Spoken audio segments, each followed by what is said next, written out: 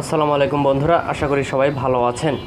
আপনারা অনেকেই জানতে পারছেন ইতিমধ্যে যে ডোনাল্ড ট্রাম্পের যে ইরানের যে আছে আপনার পারমাণবিক স্থাপন কেন্দ্র, সেটিতে হামলা করেছে এবং হামলার প্রায় 24 থেকে 48 ঘন্টার মধ্যেই কিন্তু তার যে কথা দিয়েছিল, যে খামেনি প্রশাসন যে কথা দিয়েছিল যে আমাদের যদি পারমাণবিক স্থাপনায় হামলা হয়, আমরা প্রত্যাঘাত হিসেবে আমরা ইরাকের যে ইরাক, সিরিয়া বা বিভিন্ন যে দেশে যে মার্কিন ঘাঁটিগুলো রয়েছে সেগুলোতে কিন্তু হামলা করার কিন্তু সিদ্ধান্ত দেওয়া হয়েছিল বা সতর্কবার্তা কিন্তু দেওয়া হয়েছিল, এবং সেই সতর্কবার্তা বা হুঁশিয়ারি দিয়ে রেখেছিল কিন্তু অনেক আগেই, এবং সেই মোতাবেকে কিন্তু এই হামলা কিন্তু গতকালকে সিরিয়া এবং ইরাক এবং কাতারের যে সামরিক ঘাঁটিগুলো রয়েছে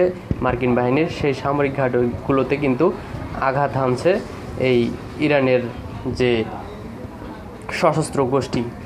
তো এই হামলার পরপরই দেখা গেল যে পল্টি নিল যে ট্রাম্প প্রশাসন এবং ইসরায়েলের যে যুদ্ধবাজ সরকার রয়েছে, তারা কিন্তু এই যুদ্ধবিরতির জন্য কিন্তু আহ্বান করেছে, এবং সেই অনুসারে কিন্তু যুদ্ধবিরতি ইতিমধ্যে নাকি কার্যকর হয়েছে ট্রাম্প প্রশাসনের পক্ষ থেকে বলা হচ্ছে। তো খবর হচ্ছে টানা প্রায় 2 সপ্তাহের সংঘাতের পর ইরান ও ইসরায়েলের মধ্যে যুদ্ধবিরতি শুরু হয়েছে। ইরান ও ইসরায়েল সংবাদ মাধ্যম যুদ্ধবিরতির শুরুর বিষয়টি নিশ্চিত করেছে, তবে সময় ও শর্ত নিয়ে বিভ্রান্ত রয়ে গেছে।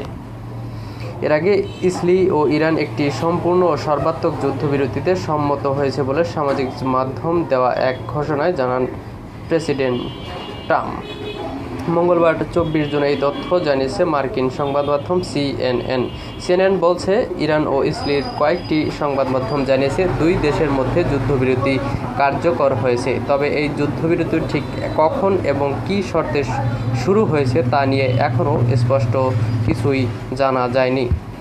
মার্কিন প্রেসিডেন্ট ট্রাম্প প্রথমে এই সামাজিক মাধ্যমে পোস্ট নিয়ে যুদ্ধবিরতির ঘোষণা দেন এবং জানান এটি ঘোষণার প্রায় 6 ঘন্টার পর কার্যকর হবে।